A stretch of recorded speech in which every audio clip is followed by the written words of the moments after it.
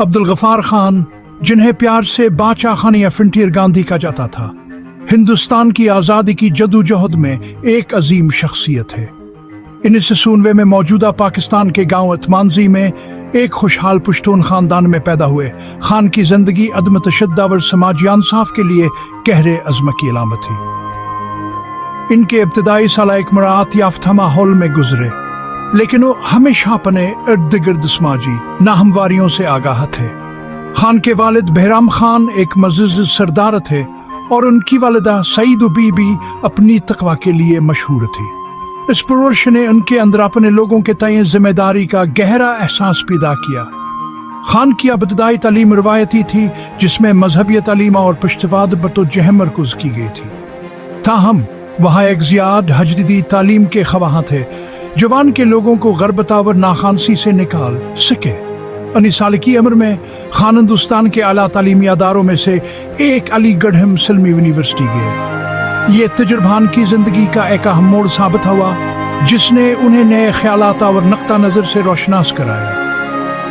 वो अलीगढ़ के बानी सरसीद अहमद खान की तालीमात से ख़ास तौर पर मुतासिर हुए, जिन्होंने जदीद तालीमा और मुसलमानों के लिए बाख्तियारी की वकालत की।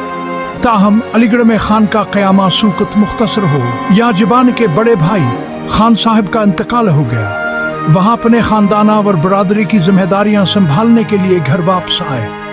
अपनी रस्मी तालीम के मुख्तसर होने के बावजूद खान ने अपने लोगों के सामने दरपेश चैलेंजों और उनकी ज़िंदगियों को बेहतर बनाने की शदीद ख्वाहिश को समझ लिया था। यहाँ एक समाजी मसलह और सियासी रहनुमा के तौर पर उनके तवील सफ़र का आगाज़ था। तालीम को तरक्की की कुंजी समझते हुए खान ने पश्तून बरादरी को तालीम याफ्ता बनाने के लिए एक मिशन का आगाज किया। वो समझते थे कि हकीकी बाख्तियारी इल्मा और आगाही से हासिल होती है। इन सूद समय उन्होंने अपने गांव में पहला आज़ाद स्कूल कायम किया, जो वसख्ते में एक इनकलाबी कदम था, जहाँ तालीमा कसर मजहबी अदारों तक महदूद थी। उनके अलगन का सबूत यहाँ स्कूल उम्मीद की कर नबंगिया, जिसने दूर दराज से तलबा को अपनी तरफ मुतवज्जह किया। खान का वजन रवायतिया स्कूलिंग से कहीं आगे था। वो हम हजातर कैपरी की रखते थे और उन्होंने ऐसे इदारे कायम किए जवान की बरादरी की मुतनोआ ज़रूरियात को पूरा करते थे। उन्होंने आज़ादा स्कूलों मुफ्ता स्कूलों का एक नेटवर्क कायम किया, जो मुफ्त तालीम फराहम करता था, जिसमें सेकुलर और मजहबी तालीम दोनों पर जोर दिया जाता था।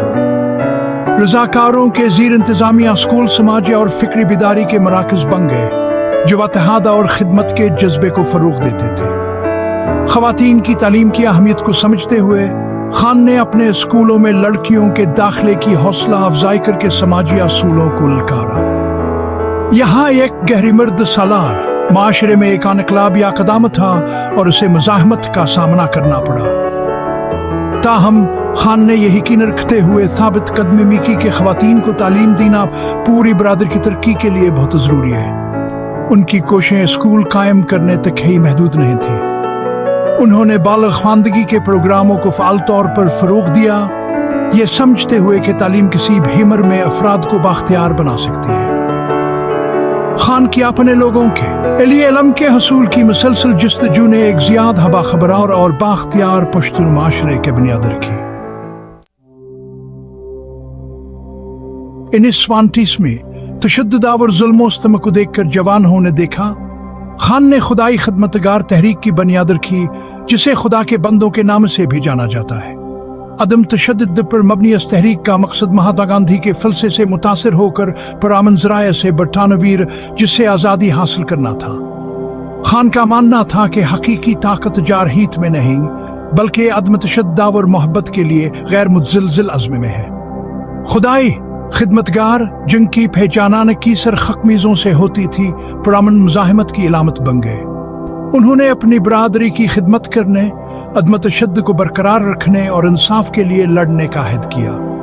खान का पैगाम पश्तूनों के साथ गहरा गूंजता था, जो अपने मजबूत वकारा और मेहमान नवाजी की रवायत के लिए जाने जाते थे। इस तहरीक ने जोर पकड़ा, जिसने हजारों रज़ाकारों, मर्दों और औरतों को जिंदगी के हर शोबे से अपने तरफ मुतवज्जह किया। खुदा के अन बंदों ने अदम तशद्दुद की, मुज़ाहिमत की सख्त तरबियत हासिल की, मुश्किलात बर्दाश्त करना और मुश्किलात के सामने नज़्म व ज़ब्त बरकरार रखना सीखा।